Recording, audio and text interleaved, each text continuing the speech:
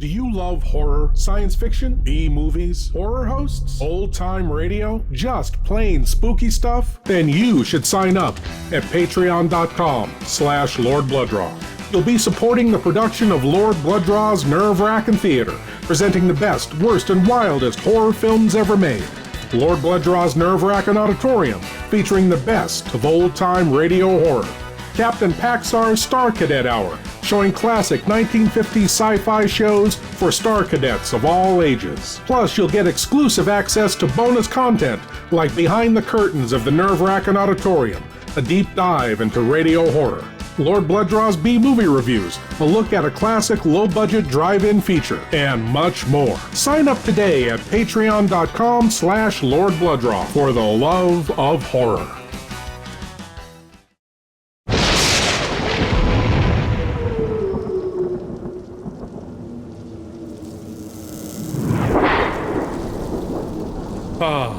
I'm so glad you're here.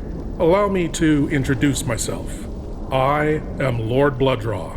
I host horror and science fiction films on my TV series, Lord Blood-Rah's Wrackin Theater, but here, in this cool, intimate darkness, I'll be presenting tales of horror and the uncanny solely for you alone. You will coalesce the settings and the players from the ether of your imagination.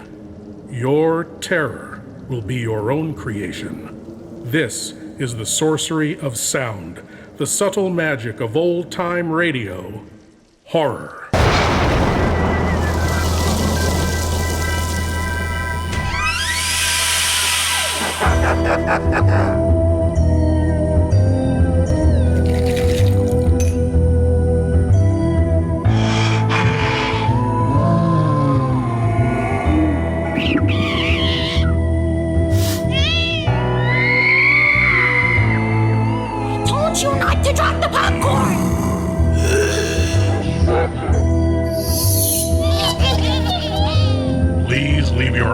At the door. You will not need them. This is Lord Blood-Rah's Wrackin Auditorium.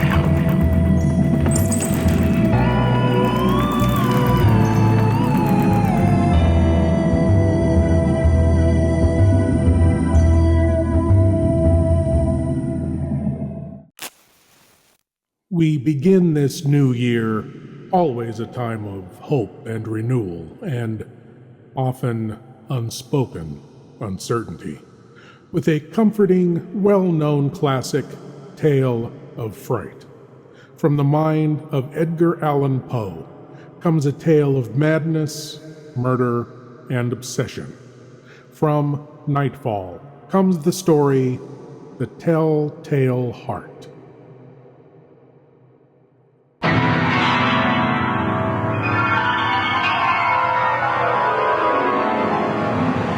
In the dream, you are falling, lost in the listening distance, as dark locks in.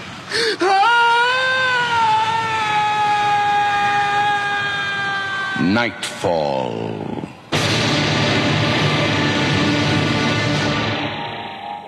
Good evening.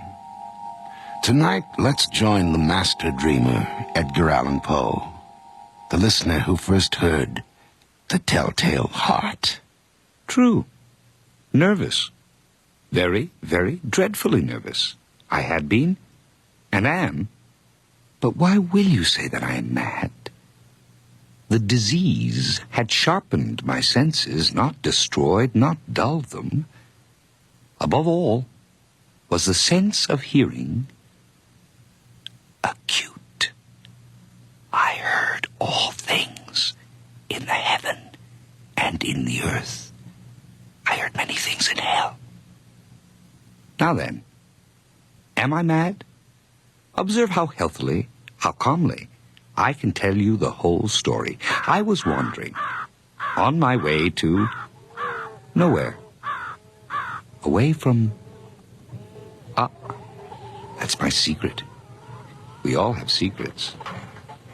And I came to the old man's place on the edge of this town and asked for a dipper of water. There you are, fella. Best spring water around here. That's good and cold. I needed that. Shall I fill the dipper again? I could drink another. Have you come far? Yes, far. Much further to go? Don't know. You're thin, fella. The sun's burnt your skin to a bark. Here, but don't drown yourself drinking it. That's good. I should give you something solid. A meal. I eat late after the chores, if you don't mind waiting. I'm used to long waits for meals. I'll give you a hand. Oh, there's no need.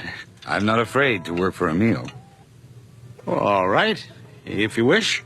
It'll feel good to have a hay fork in my hands again. I've been needing a man around here. You need a man?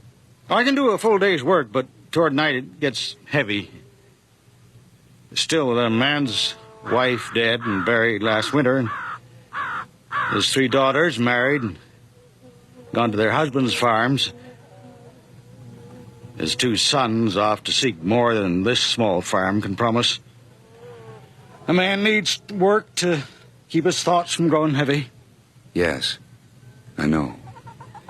What's your name? Alfred Bain. Weatherby is mine.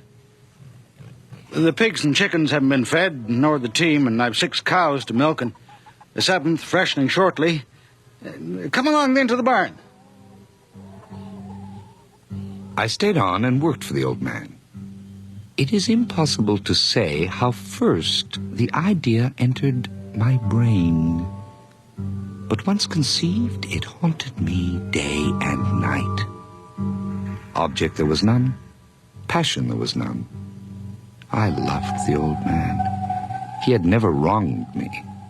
For his gold, I had no desire.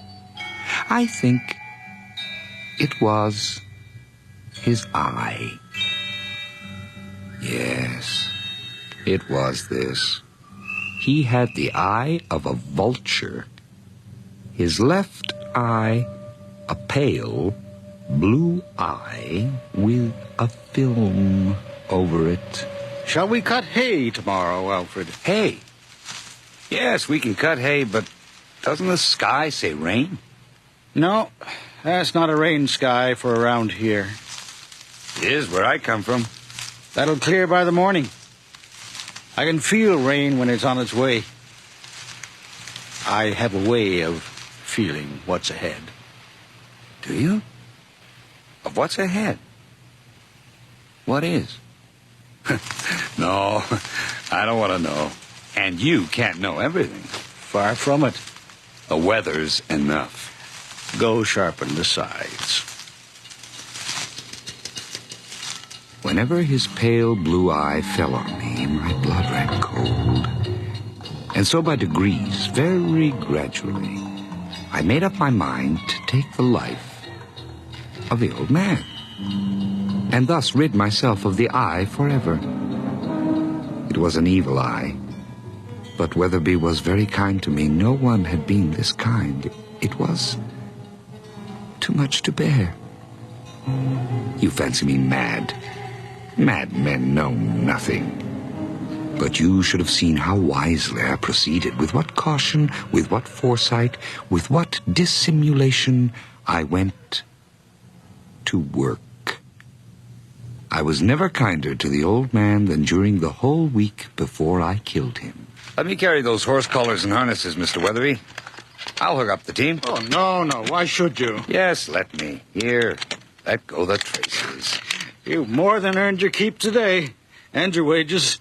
But not your kindness. Ha! How else should one treat a hired man? My sons thought I was a tyrant.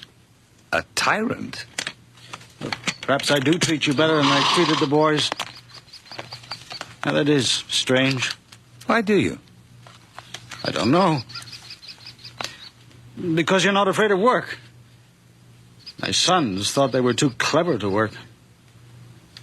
But I didn't treat them so badly. Some people should be treated badly. Scoundrels? I've never met a real scoundrel. Some innocent people should be treated badly, too. What an idea. They should be treated the worst of all. Why do you say that, Alfred? Isn't that the way life is? Toss that line over. No, I'll snap the buckle on here. I'm not an invalid, Alfred. I'm not that old yet. Oh, I'd hate to see you an invalid. I wouldn't want that for you. Nor I. I'd like to do something for you you would like, Mr. Weatherby. What for? You've admired this knife. Could I give you this knife? No, keep it. There's no reason you should give it to me. I've been insulted by people I respected. You haven't insulted me yet. Well, why should I?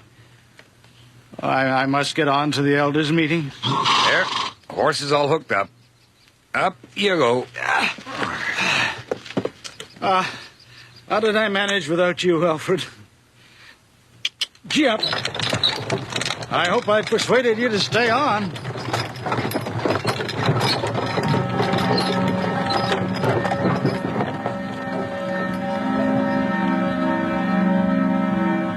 Every night, about midnight, I turned the latch of Weatherby's chamber door and opened it, oh so gently. And then, when I had made an opening sufficient for my head, I put in a dark lantern, all closed, so that no light shone out, and then I thrust in my head. When I was well in the room, I undid the lantern cautiously, oh, so cautiously, just so much that a single thin ray fell upon the vulture eye. And this I did for 7 long nights, every night, just at midnight. But I found the eye always closed, so that it was impossible to do the work. For it was not the old man who vexed me, but his evil eye. And every morning, when the day broke, I went boldly into the chamber and spoke courageously to him. Good morning, sir. Do you want the shutters open? What manner of day is it? Fine day. Warm sun and a little breeze from the east. Yes. Open the shutters. You slept well? Yes. I slept well. Happy to hear that. We start repairing the stone wall to the west field this morning? Yes, I suppose so. Porridge is ready. And the coffee. Hand me my boots, sir. Oh. Alfred, I do not understand you. Understand me? A hard-working, reliable man like you, drifting about. Oh, my back. I'm an old man, I fear. Not long, I feel. You're not feeling up to yourself? I don't know. More than likely, it was only a bad dream that left me liverish.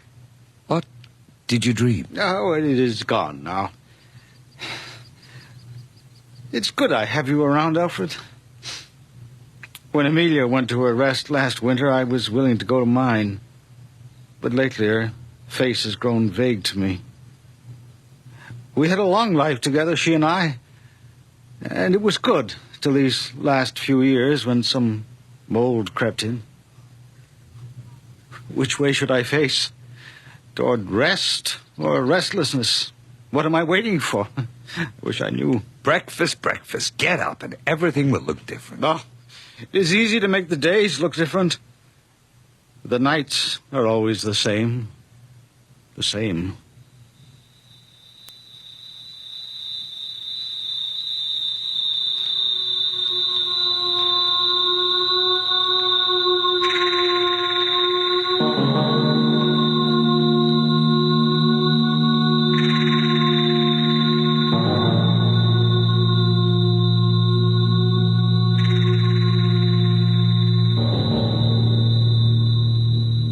On the 8th day, I was more than usually cautious in opening the door.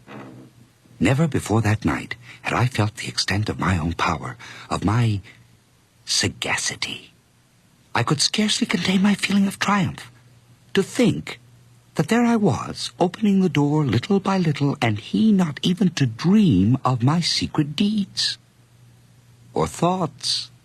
I fairly chuckled at the idea, and perhaps he heard me, for he moved on the bed suddenly as if startled.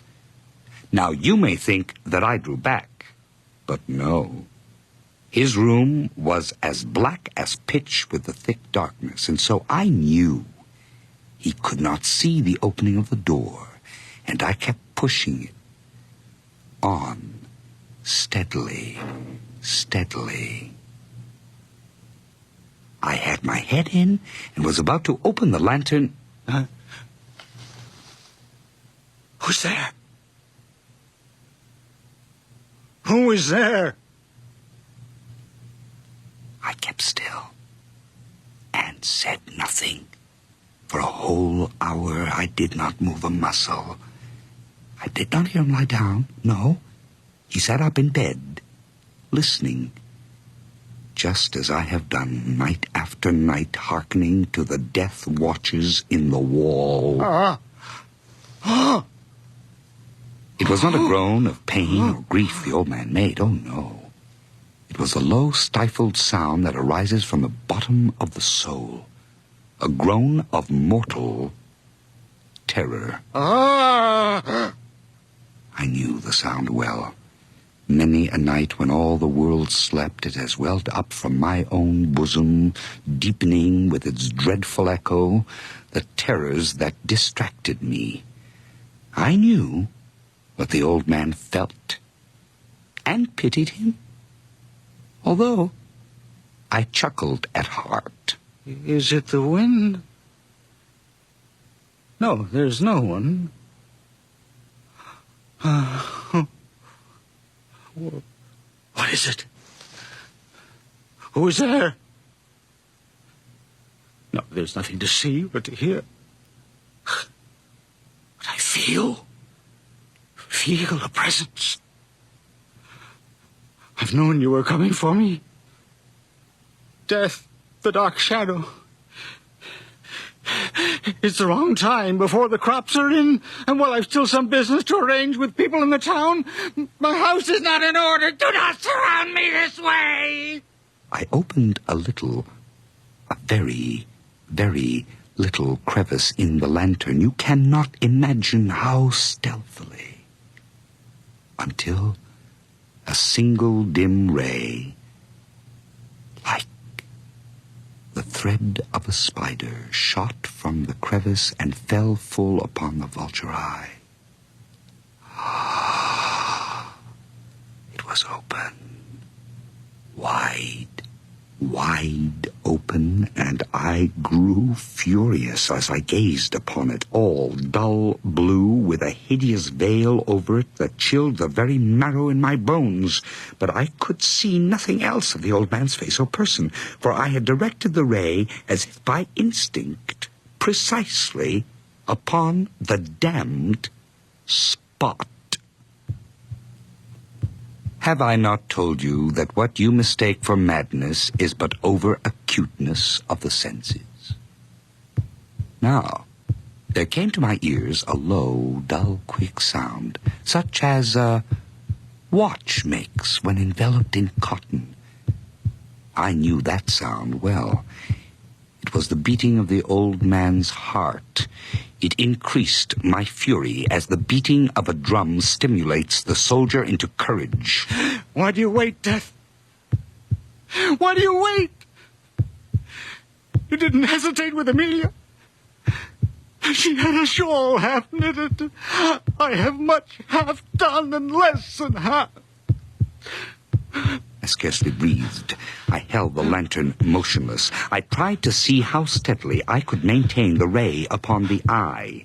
Meanwhile, the hellish tattoo of the heart increased. It grew quicker and quicker and louder every instant. The old man's terror must have been extreme. I have told you that I am nervous, so I am. And now, at the dead hour of the night, amid the dreadful silence of that old house, so strange a noise as this excited me to uncontrollable terror. Yet, for some minutes longer, I refrained and stood still.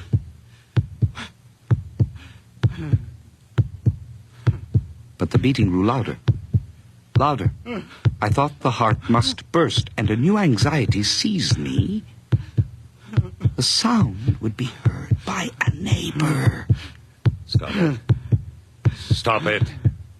Stop it! What? Go away!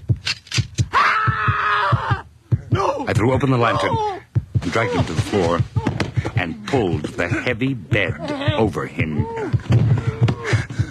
For many minutes, the heart beat on with a muffled sound. At length, it ceased. The old man was dead. I removed the bed and examined the corpse. Yes, he was stone dead. I placed my hand upon the heart and held it there. Many minutes. There was no pulsation. He was stone dead. His eye would trouble me no more. If you still think me mad, you will think so no longer when I describe the wise precautions I took for the concealment of the body. First of all, I dismembered the corpse. I then took up 3 planks from the flooring of the chamber and deposited all between the scantlings. I replaced the boards so cleverly, so cunningly, that no human eye, not even his, could have detected anything wrong. There was nothing to wash out, no stain of any kind, no blood spot whatever. I had been too wary for that. A tub had caught all.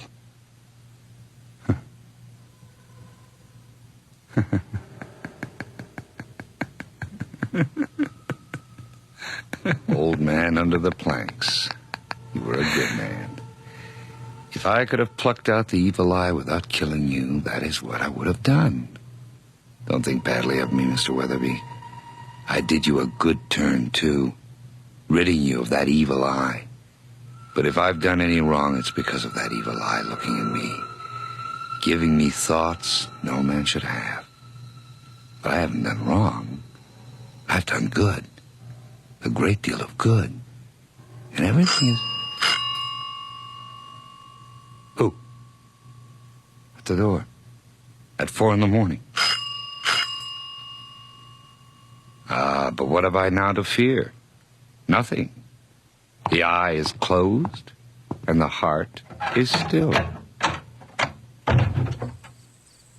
Sorry to bother you at this hour. Yes? We're officers of the town's night watch. Is something the matter? We'd like to speak to Mr. Weatherby. Mr. Weatherby? You would like to speak to him, but he is not here. Where is he? The old gentleman has gone visiting in the country. Where?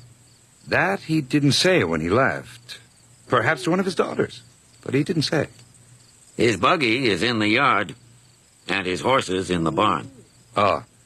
Yes, he took a ride with some friends of his who were traveling the same way. What friends? That I don't know. I don't know all his friends. Mr. Weatherby has so many. You're his hired man? Yes. Yeah, I've seen him about the town. What brought you here? A rainbow. What's that? Isn't everyone looking for a rainbow? Yeah. One of the neighbors heard a shriek that sounded like trouble and came to the police office to tell us about it, and we've been ordered to investigate. And search the house. The shriek. Yes, the shriek was from a dream. A nightmare I was having. I dreamt a light from a lantern was shining in my eyes. But do come in. Mr. Weatherby will be pleased to learn the police give him such good protection. He has some valuable plate and coins in his cupboards. Come in. We shall. Why is it you're dressed already? I start my chores soon. Your name is Alfred. Alfred what? Bain. Alfred Bain. Search everywhere. Go ahead. I don't know what you're looking for or what you expect. Robbers? Then you must make a careful search. Let me show you Mr. Weatherby's treasures. Perhaps you'd like to see his chamber, too. Come with me, I'll show you. I'd hate to have trouble here while Mr. Weatherby's away.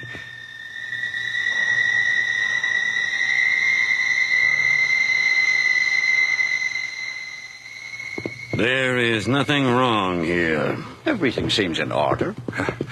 I'm glad you came and looked around. And is there anywhere else you'd wish to look? No, I think not. Well, sit down. Don't go yet. Rest yourselves. Sit there and here. I'll fetch a chair for myself. How well you've done your duty. I must commend you. No, the light of that lamp will be in my eyes. There. I'll put my chair here. How fine it must be working as a police officer. Protecting the townspeople from theft and robbery and violence. Oh, it's a living. I've often wanted to be a police officer. Have you? Well, My senses are very cute.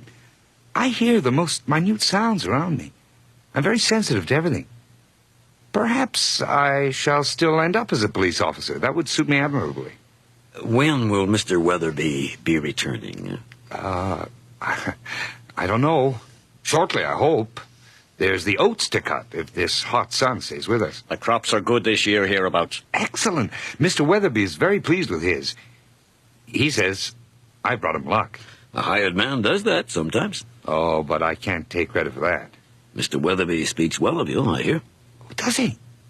Does he? And Weatherby in the past has been hard to please. Here, take a pipe full of tobacco from my pouch. No. Yes, please do. Oh, thank you. We're not supposed to smoke on duty. But the full watch without a pipe is a long time? We'll have to trust you not to inform the captain, huh? The officers were satisfied. You're up early in the morning. My manner had convinced them.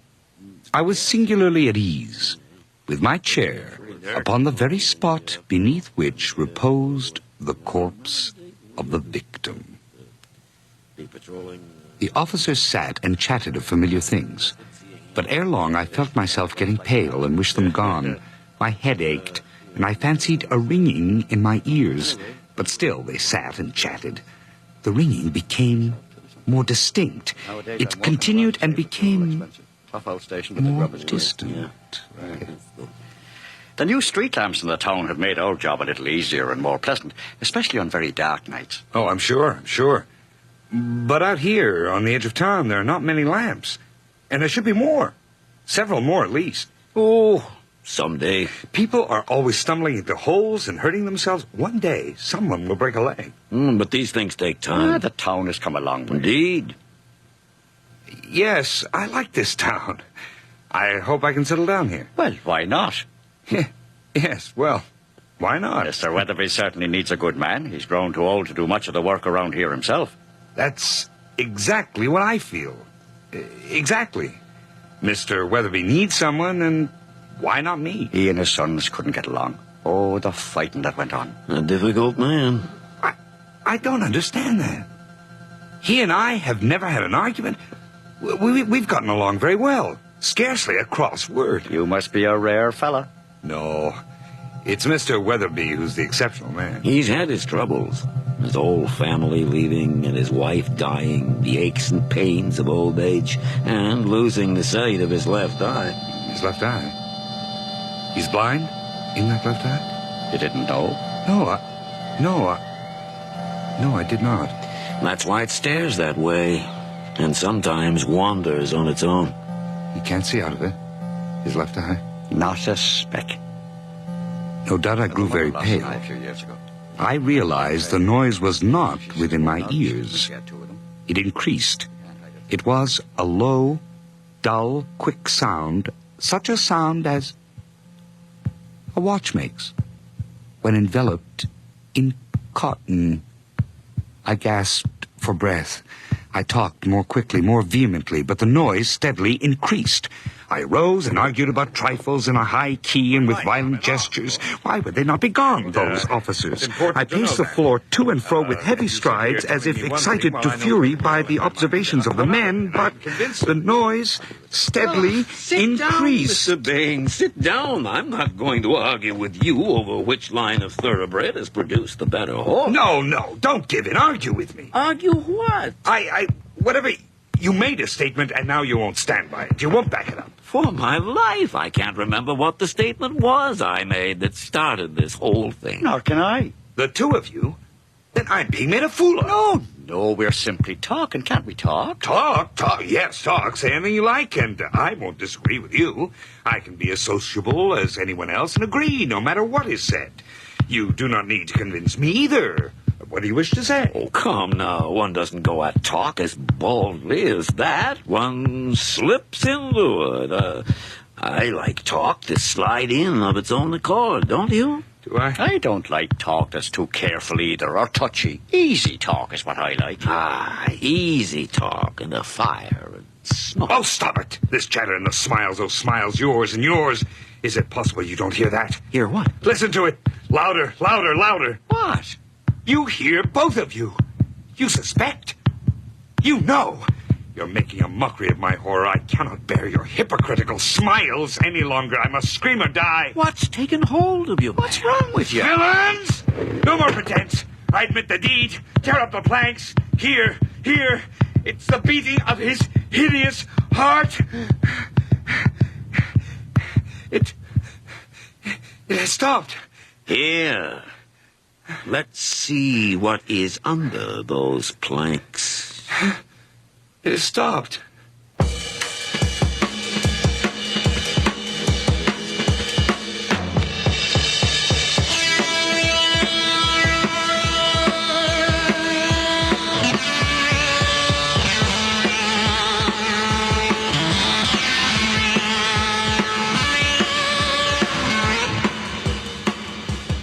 You have just heard Edgar Allan Poe's The Telltale Heart, dramatized for radio by Len Peterson.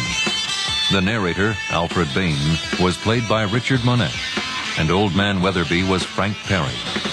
The two policemen were Sean Mulcahy and Sandy Webster. Our recording engineer is John Jessup, with sound effects by Bill Robinson. The senior script editor is John Douglas, and our production assistant is Nina Callahan. Nightfall is produced and directed for CBC Radio by Bill Howell.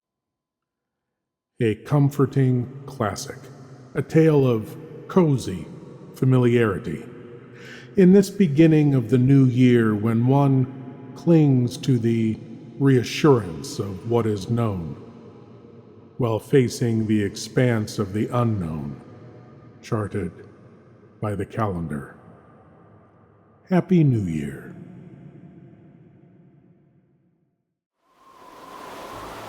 Thank you for joining me in the Wrackin Auditorium, and I hope you'll come again. But now it's time for you to rejoin the, real world. I am Lord Blood-Rah, and I'll be waiting here for you in the shadows of your mind until the next time you seek the darkness. Good night.